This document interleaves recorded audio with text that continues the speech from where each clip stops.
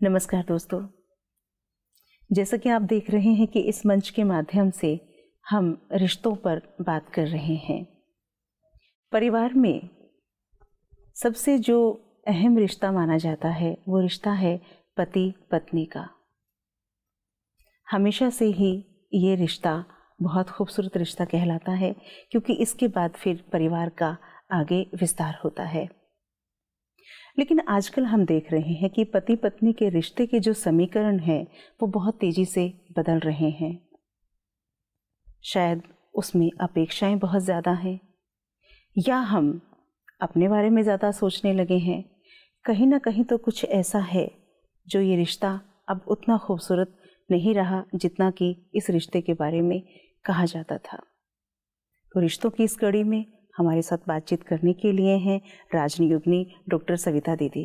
दीदी, बहुत बहुत स्वागत आपका हमारे इस कार्यक्रम में। ओम शांति।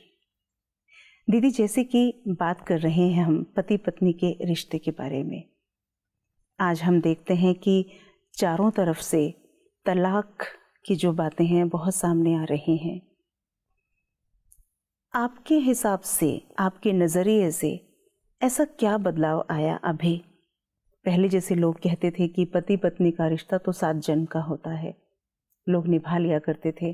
छोटी बहुत जो कमी होती थी हस्बैंड वाइफ के रिश्ते में, जो थोड़ी बहुत कमी होती थी, उसको भी हम दरकिनार करके एक दूसरे को बहुत प्यार से और उस रिश्ते को सच मान के हम चलते रहते थे। अभी क्यों इतना आसान हो गया कि अगर दोनों के विचार नहीं मिल रहे हैं तो हम अलग अलग हो जाते हैं? क्या वजह समझते हैं आप? जब शादी होती है जी, है ना, उस समय तो माना 2 प्रकार की मैरिजेस होती हैं, हम जानते हैं। एक लव मैरिज होती है और एक अरेंज्ड मैरिज होती है। तो जो लव मैरिज होती है, या आजकल शादी से पहले भी आपस में मिलना जुलना होता है, जो पुराने ज़माने में तो नहीं होता था। तो एक दो को जानते हैं, समझते हैं, लेकिन प्यार होता है तो कुछ कमियां भी होती हैं जी, और गुण भी होते हैं हर इंसान के अंदर। तो जैसे कहा कि वो फिर हमें गुण ही दिखाई देते हैं, माना कोई कमियां अगर होती भी हैं तो हम उसको नज़रअंदाज कर देते हैं, माना जैसे देखते हुए भी नहीं देखते, क्योंकि प्यार का पलड़ा भारी होता है। जी। अरेंज मैरिज में भी ऐसा होता है कि जैसे ही शादी हुई, साथ में रहने लगे, तो शुरू में 1-2 साल ऐसा ही होता है कि वो फेस जो होता है कि हमें किसी की कोई कमी जैसे नज़र ही नहीं आती, उस पर पर्दा ही पड़ा रहता है। जी।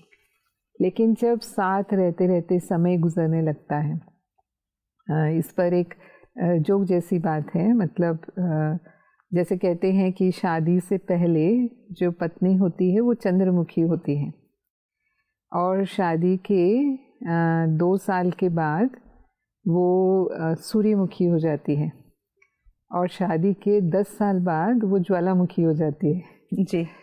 तो ये परिवर्तन कैसे होता है जी, कि बाद में वो कमियां नज़र आने लगती हैं। जो कमियां पहले होते हुए भी नहीं दिख रही थी, वो अब, अरे मैंने तो सोचा ही नहीं था, ये ऐसे भी होंगे क्या, ये ऐसे भी करते हैं, ये ऐसे भी चलते हैं, ऐसे भी रहते हैं, ऐसे खाते हैं। अब मानो हस्बैंड है, वो उनको सफाई की आदत नहीं है, वो अपना कमरा सब बिखरा के ही रखते हैं, आप समेटते हैं, आपका काम है घर संवारना, तो आप तो टाइम टू टाइम पूरा घर व्यवस्थित रखते हैं, और जैसे ही वो घर में आते हैं पता चलता है कि सारा ये उनका बैग किधर, उनके कपड़े किधर, उनके जूते किधर, उनका चश्मा किधर, मतलब, और फिर आपको ही सारी मेहनत करनी पड़ती है। तो मतलब आप उस बात को पकड़ के फिर नाराज़ होते हैं, मतलब बिगड़ने लगते हैं, अपना मूड ख़राब करते हैं उसको लेकर के, देखो कैसी आदत है उनकी। मैं एक एग्जांपल दे रही हूँ, मैंने ऐसी बहुत सी बातें हो सकती है, क्योंकि कोई भी 2 आत्माएं एक जैसी तो नहीं हो सकती।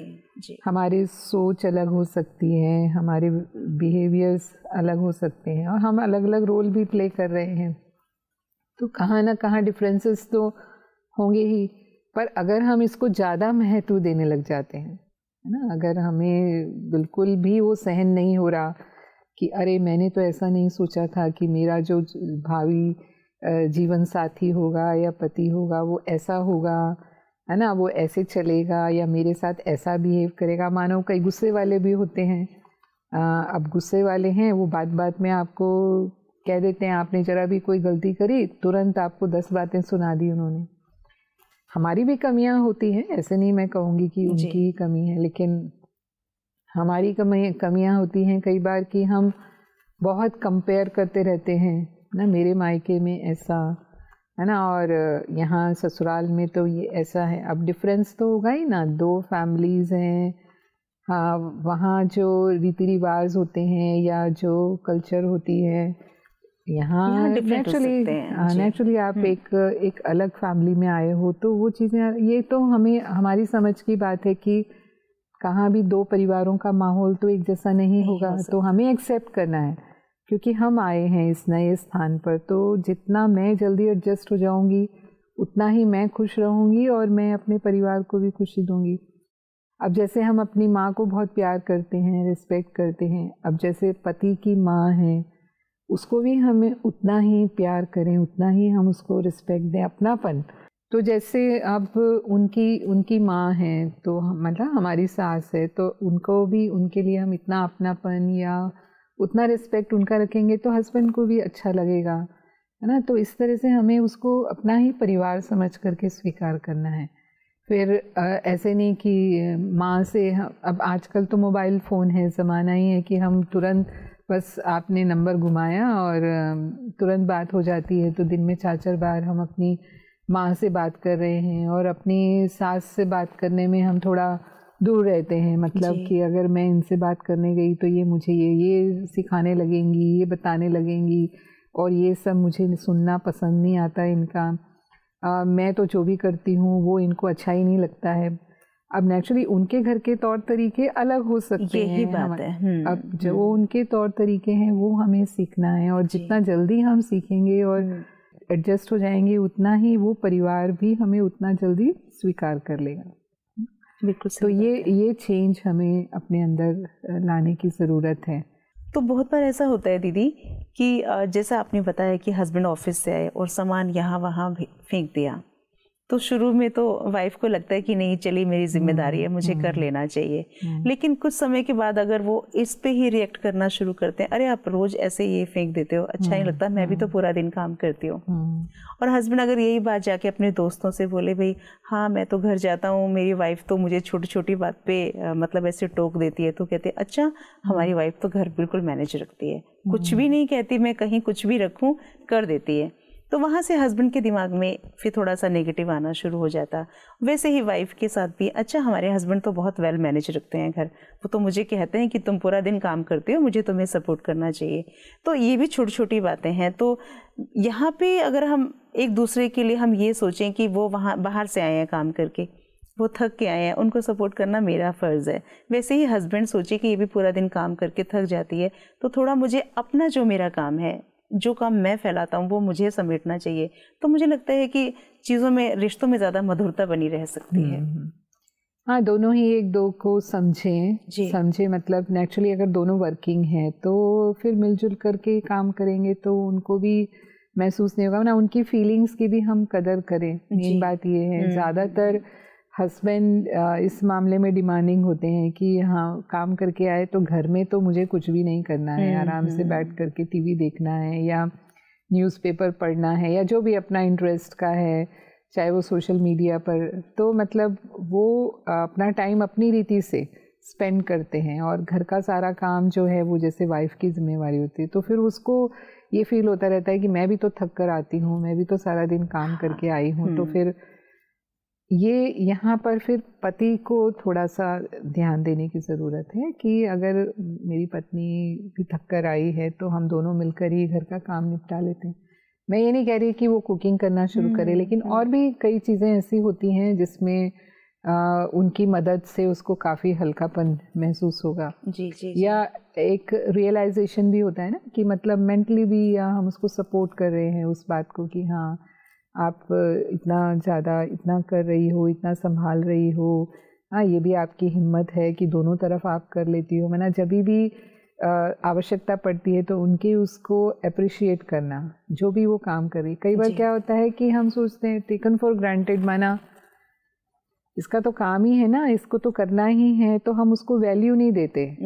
माना वो कर भी रहे हैं और उनको लगता है कि मैं इतना सब कर रही हूँ फिर भी मतलब मेरी कोई कदर ही नहीं है जी, कि कितना मैं दिन रात, हालांकि नींद भी पूरी नहीं कर पाती हैं कई लेडीज इसके कारण कि देर रात बच्चे भी होते हैं साथ में। हाँ जी, बिल्कुल। बच्चों को भी टाइम तो देना ही होता है ना, चाहे चलो उतना टाइम नहीं दे पाते पर भी जितना भी थोड़ा बहुत भी टाइम देना पड़ता है, तो माँ ही उस बात का ज़्यादा ध्यान रखती है।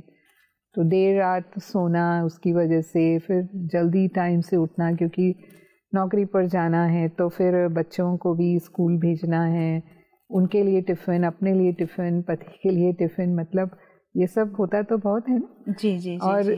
जो भी घर का काम है मानो वो तो अवैतनिक है, चलो बाहर जाके तो कमा रहे हैं, लेकिन घर का काम जो भी होता है तो उसके लिए वो जो प्रॉपर अप्रिसिएशन चाहिए, टाइम टू टाइम एक रिकॉग्निशन चाहिए, वो फिर पति की तरफ से मिलता रहे। वो ठीक है अगर नहीं मिलता है मानो, है ना, तो फिर हम बहुत ज़्यादा एक्सपेक्टेशंस भी मत नहीं रखें, क्योंकि ये हमारा ही अपना घर है और हम जो कुछ भी कर रहे हैं अपने घर के लिए कर रहे हैं, अपने बच्चों के लिए कर रहे हैं। नहीं तो फिर हमारा मन जो है इस बात को लेकर दुखी रहेगा, है ना, मतलब भले हम कर रहे हैं लेकिन वो खुशी जो हमें मिलनी चाहिए वो खुशी हमें नहीं मिल पाएगी। तो दोनों तरह से ही हमें उस चीज़ को समझकर, उस स्थिति को समझ कर के चलना होगा कि ये मेरा ही परिवार है और मुझे ही इसे संभालना है और ज़्यादा जिम्मेवारी निश्चित रूप से मेरी है। और जब हम मन से तैयार होते हैं तो वो पावर भी हमारे अंदर आ जाती है। ऐसा नहीं है कि नहीं कर सकते। बहुत सारी महिलाएं हैं जो बिल्कुल दोनों ही फ्रंट पे बहुत अच्छी तरह बैलेंस रख करके वो अपने परिवार को भी संभाल पा रही हैं और अपने काम में भी बेस्ट दे पा रही हैं। मतलब ऐसा नहीं है कि जहाँ वो काम कर रही हैं वहाँ वो नहीं संभाल पाती। हाँ, अगर आप कैरी ऑन करते हैं, माना आप कुछ आपकी बात हो गई, माना पति से आपकी कुछ बातचीत हो गई, कहा सुनी हो गई, हो ही जाती है क्योंकि जो लोग साथ में रहते हैं वो कोई हमेशा एक जैसे रहेंगे ऐसा तो है नहीं, कुछ ना कुछ डिफरेंसेस होने के कारण मानो हो भी गया। अगर हमने उस बोझ को अपने मन में रख लिया, बार बार उसे ही हम मन में चलाए जा रहे हैं कि अच्छा ऐसे बोला, मुझे ऐसे कैसे बोला, ऐसा क्यों करते हैं, या जो भी, उसका असर फिर हमारे काम पर आएगा। तो भी हम बातों को पकड़े नहीं कभी भी। हो गई मतलब उसको फुल स्टॉप लगाना सीखना है हमको। लेकिन आज पास्ट को कैरी ऑन करते हैं कई बार ना, बीती हुई बातों को पकड़ के रखते हैं, यहाँ तक कि फिर जब बात करेंगे तो 10 साल पहले भी जो कभी उन्होंने कह दिया वो भी सुनाएंगे। हाँ, वो मन में पकड़ के रखते हैं ना बात को। हाँ, कि अरे आपने ऐसे बोला था उस टाइम पर, ऐसे मतलब आप ऐसे करते हो। जैसे अब आपने शुरू में बोला कि डाइवोर्स की सिचुएशन पैदा हो जाती है। मैं वहीं आ रही थी दीदी। अभी आजकल क्या हो गया, जैसे महिलाएं आर्थिक रूप से स्वतंत्र हैं, अच्छा अर्न करती हैं, तो उनके सामने ये ऑप्शन बहुत जल्दी आ जाता है, क्योंकि पुरुष की जो अभी सोच है कहीं ना कहीं मानसिकता वैसी ही है। हालांकि आज के अगर हम सिनेरियो में देखते हैं आज के टाइम में, तो जो हस्बैंड है वो भी काफ़ी मदद करने लगे हैं, अब घर आके वो समझने लगे हैं इन चीज़ों को भी।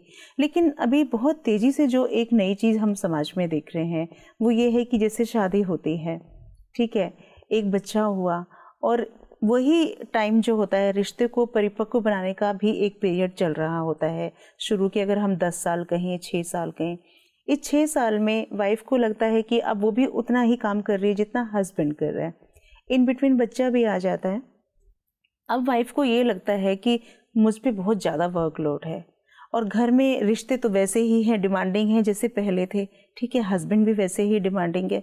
तो आजकल की जो मतलब विमेंस हैं उनको ये ऑप्शन बहुत जल्दी समझ में आता है कि ठीक है, हमसे नहीं हो पाएगा, डाइवोर्स लो, आप अपने घर, मैं अपने घर, बच्चा अपने साथ रख लेते हैं। और फिर ये भी होता है कि ठीक है, बच्चे का खर्चा वर्चा आप दीजिए और मुझसे अब घर नहीं हो रहा।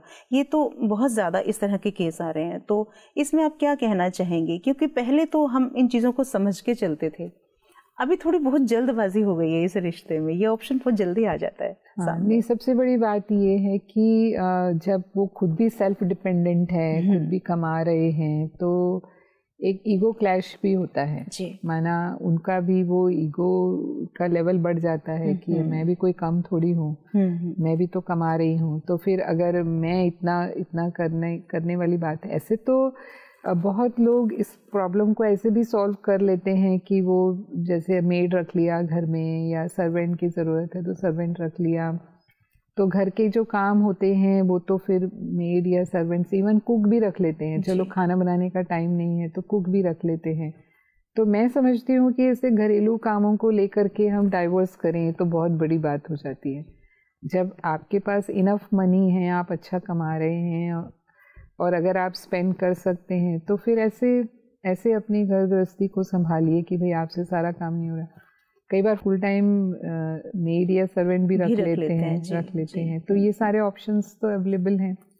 लेकिन ईगो क्लैशेस जहाँ होते हैं उसका सोल्यूशन माना वो एक बहुत बड़ा रीज़न बनता है कि अब मानो वाइफ ज़्यादा कमाने लग गई हस्बैंड से, हस्बैंड की सैलरी उससे थोड़ी कम है, तो यहाँ पर क्योंकि वो हस्बैंड को भी कई बार नहीं सहन होता कि मेरी वाइफ मेरे से ज़्यादा कमा रही है और मैं उससे कम हूँ, उसके अंदर भी थोड़ा कॉम्प्लेक्स आने लगता है। तो वो टोंट मारना उस बात को लेकर के, अगर वो कोई भी अपने मन की बात पूरी कर लेती है अपना पैसा खर्च करके, तो मतलब जैसे वो बोलने से नहीं चूकते है ना, या फिर वाइफ को भी इस बात की अगर फीलिंग है मतलब, तो वो भी फिर सामना करने में, कोई भी अगर सिचुएशन ऐसी पैदा होती है तो वो भी पूरा सामना करती है। माना जैसे एक होता है कि नहीं तो वो झुक जाते हैं, थोड़ा चुप रह जाते हैं, सहन कर लेते हैं, तो बात बढ़ती नहीं है, ख़त्म हो जाती है। लेकिन जब दोनों एक ही लेवल पर होते हैं तो कोई भी चुप होने के लिए तैयार नहीं।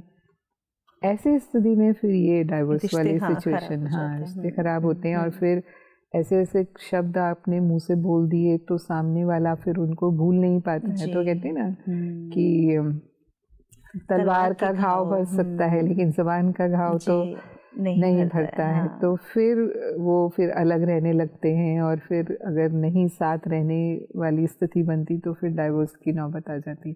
तो ये हम विदेशों में तो देखते ही है ना आज, क्यों विदेशों में इतने डाइवोर्स होते हैं। उसका कारण यही है कि दोनों ही अर्निंग है, दोनों ही वर्किंग होते हैं, तो बस सहन नहीं कर सकते एक दो को, तो बस 1-2-3 साल में डाइवोर्स हो जाता है उनका। एक और फैक्टर काम करता है फ्रीडम का, कि आजकल के विमेन जो फ्रीडम चाहते हैं वो चाहते हैं कि हम अपने डिसीजन लें, ठीक है। लेकिन जो ससुराल पक्ष होता है वहाँ कहीं ना कहीं ये चीज़ रहती है कि वो उस कंट्रोल करने की एक कोशिश करते हैं और उस कंट्रोल में वो अपना सम्मान ढूंढते हैं। वो चाहते हैं कि वो कहीं जाए हमसे पूछ के जाए, वो कुछ भी ज़िंदगी में करे तो हमसे पूछ के करे, और अगर वो बाई चांस नहीं पूछा जाता तो वो उस बात को अपने सम्मान से जोड़ के देखते हैं। और फिर जहाँ उनका अपना सम्मान लगता है कि हमारे सम्मान को चोट पहुँचाई जा रही है, वहाँ भी रिश्ते खराब होने लगते हैं। फिर यहाँ इस स्थिति में मानो जो डिसीज़न लेने वाली बात है तो निश्चित है उसको भी अपने डिसीजंस लेने का अधिकार है, लेकिन जो हमारा परिवार है उसका भी हमें रिस्पेक्ट करना है। तो हमें उनको नोटिस में माना इन्फॉर्म ज़रूर करना चाहिए कि मैं ये कर रही हूँ।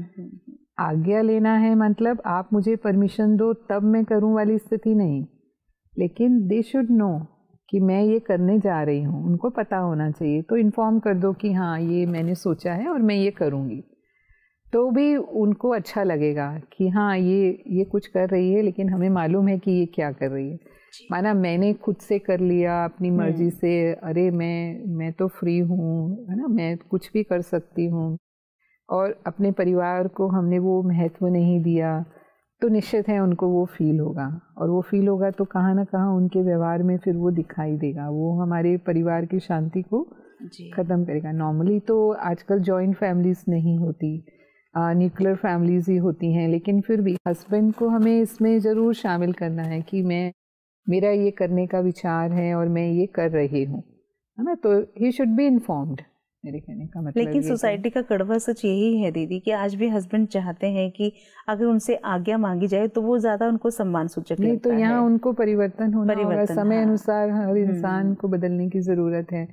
तो उनको भी समझना होना चाहिए कि मेरी पत्नी अभी सक्षम है और वो भी एजुकेटेड है, वो भी अर्न कर रही है, तो उसको भी अपने जीवन के प्रति जो अधिकार हैं वो उनका प्रयोग कर सकती है। और मुझे उसको मैं समझती हूँ जो लोग समझदार हैं वो इन बातों को ज़रूर अपने जीवन में अपनाकर चलते हैं, वो उनका उतना ही रिस्पेक्ट रखते हैं और उनके डिसीजंस को भी रिस्पेक्ट देते हैं, है ना। तो ऐसे ही होना चाहिए, तब ये रिश्ते में हार्मनी बनी रहेगी जी। और साथ साथ हम थोड़ा सा इसके आध्यात्मिक पक्ष को भी समझें, इस रिश्ते के आध्यात्मिक सच को, कि जो भी हम ये क्लोज रिलेशन में आए हैं, कहीं ना कहीं पूर्व जन्मों का हमारा कोई लेन देन या संबंध है, तभी हम इस रिश्ते में आए हैं। पर दो अलग अलग आत्माएं हैं तो डिफरेंसेस तो ज़रूर होंगे, क्योंकि आत्मा का अपना संस्कार है,